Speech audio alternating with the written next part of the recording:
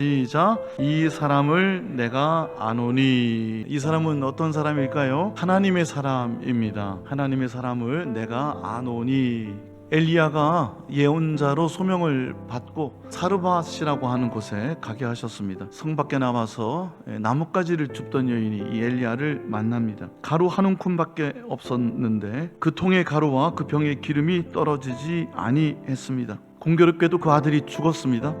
하나님의 사람 엘리야는 그 아이에게 엎드리고 부르짖고 기도합니다. 그리고 그 아이가 다시 살아납니다. 그 여인의 고백입니다. 당신은 하나님의 사람이시여 당신의 입에 있는 여호와의 말씀이 진실한 줄 아노라. 하나님의 사람은 약속의 말씀, 축복의 말씀, 하나님의 말씀을 전하는 사람입니다. 하나님의 사람의 입에 있는 하나님의 약속의 말씀이 진실합니다. 그 약속을 믿고 붙드는 이들에게는 이와 같은 놀라운 일들이 일어날 줄로 믿습니다.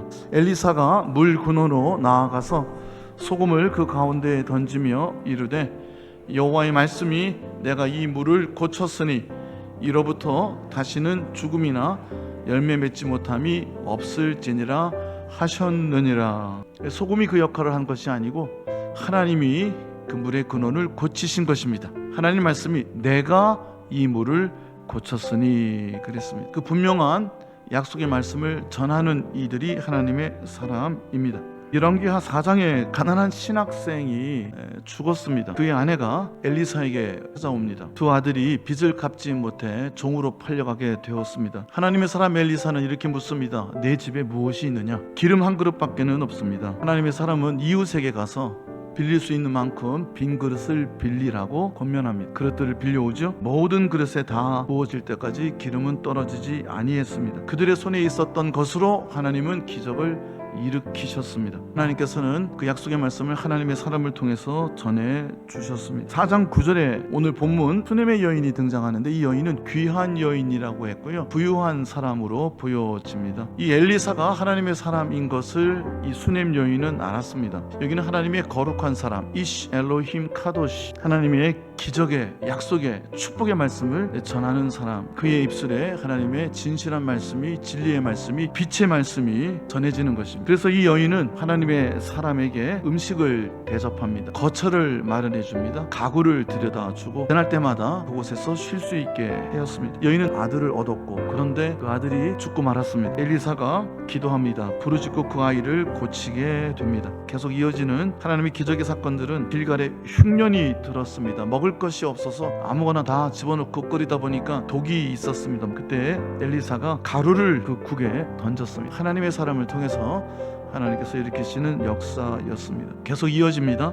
어떤 사람이 누룩이 들어있지 않은 보리로 만든 무교병 20개를 가지고 왔어요. 제사장에게 드리는 몫으로 하나님의 사람에게 드렸습니다. 엘리사는 이것으로 그 가난한 신학생들 나누어 주라고 했습니다. 100여 명이 넘었는데 먹이고 남았습니다. 보리떡 5개, 물고기 2마리, 무명의 아이는 하나님의 사람 안드레를 찾았습니다. 안드레의 손에 넘겨진 그 오병이어는 예수님에게 전달이 되었고 그곳에 모여있던 모든 사람이 먹고 남았습니다. 남아 있었던 12광주리는 충분히 먹이신다는 하나님의 약속입니다. 이어지는 열왕기하 5장에는 우리가 잘 아는 아람의 군대장관 나병 환자였던 나아만이 등장합니다. 엘리사가 요단강에 가서 7번 씻으라고 합니다. 나아만이 하나님의 사람의 말대로 요단강에 가서 7번 몸을 씻었습니다. 이어지는 열왕기하 6장에는 길갈에서 요단으로 옮겨 신학교를 짓기 시작합니다.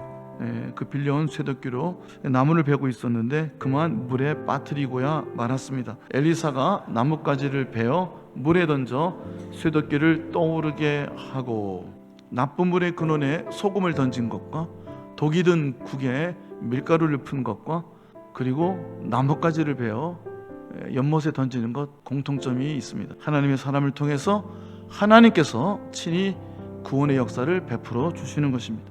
4가지를 정리하겠습니다. 첫 번째는 가난하고 곤궁한 사람들, 퇴로조차 차단되어서 구원의 가능성조차 막혀있는 이들에게 하나님은 내 손에 있는 것이 무엇이냐 물으십니다.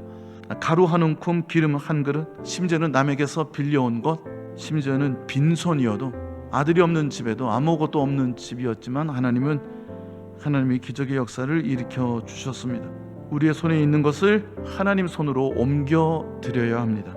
하나님께서 역사하실 줄로 믿습니다. 기도하는 것 외에는 하나님의 손을 붙잡을 방법이 없습니다. 여러분 손에 무엇이 있던, 가난이 있던, 병마가 있던, 고통이 있던, 억울함이 있던, 여러분의 손에 있는 것으로 하나님의 손을 꼭 붙잡는 이 아침이 되시기를 바랍니다.